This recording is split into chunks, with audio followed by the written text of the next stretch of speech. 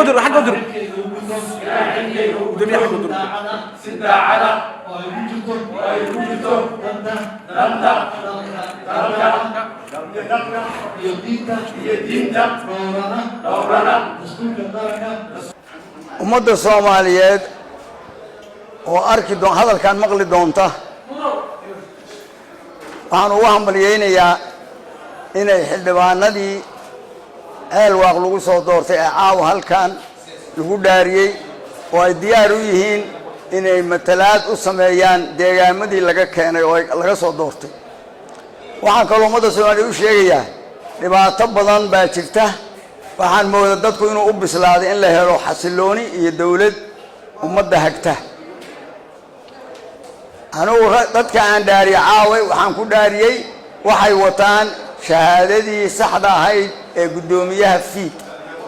waa midii aniga la siiyay oo aan laygu dhaariyay oo laygu rumaystay inaan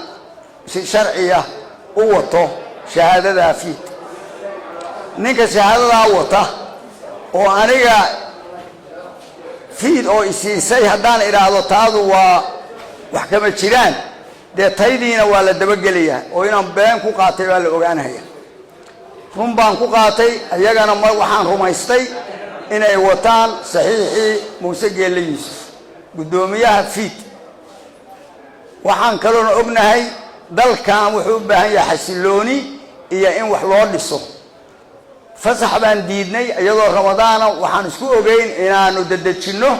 madaxweynuhu igula ballamay ra'iisul wasaaruhu igula ballamay Soomaalina sidaas ay rabtaan ka gartay 7 bari 8 bari inaan ku soo koobno oo aanu u dhiibno gudoomiyihii baarlamaanka iyo ku-xigeenadiisii rasmiga ahaa waxaan si kasta yeelnay inaan dhaarino dadka oo qabanno meelo badan baan loo diiday booliiska diiday hotel baan nimid dad gaari leeyihiin markii tii dawladda midii Villa Hargeysa waad maqasheen hoobiyana la dhacay waa u dul qaadanay intii dhimatay Allah u naxariisto inta bugta Allah u boogadhayo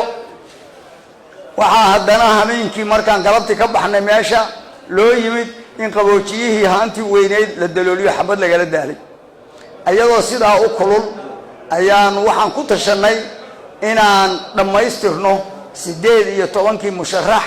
oo u sharaxnaa gudoomiyayaasha baarlamaanka iyo ku-xigeenadooda iyo kuwa ku sii xiga intaas waxaan ugu dayadoo kulul intaan shaararka la baxnay ayaan meesha kuleelka ku sameynay waan aragnay inaan sii wadi karin waa ka soo baxnay waxaan isnaa aan teendhada afasyoone nabadgelyo u doonano waana la kaga daba yimid taliyii booliiska yimid iyo ku-xigeenadiisii qaar ah waana la ka soo eri waana la diiday meel baan fariisanay annagoo la waajibaadkiina guta waa suurtoob weey irdiyo dhan baa la xiray hadda markii ugu dambeysay markaan meel nimid oo dadkii yimaadeen oo nidaamkii oo dhan la joojiyay waxaa dhacday xabad in de hotelka ninkii lahaana Allah ka samirsiyo cidda u magi doonto ma aqaan inta la yimaado in xabad laga daalo hotelka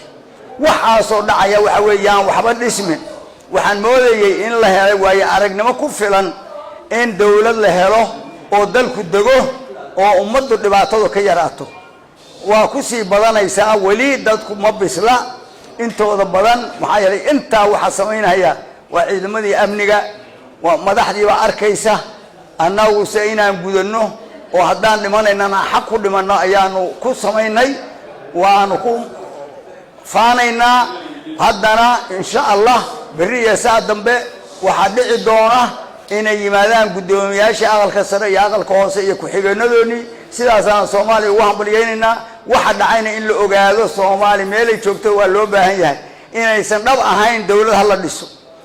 waxa laga helay aanu garan maayo laakiin annagu dalkaan u hiilinaynaa ciidaan u hiilinaynaa ummadaan u hiilinaynaa nabadaan u hiilinaynaa wa anta asalamu alaykum wa rahmatullahi wa barakatuh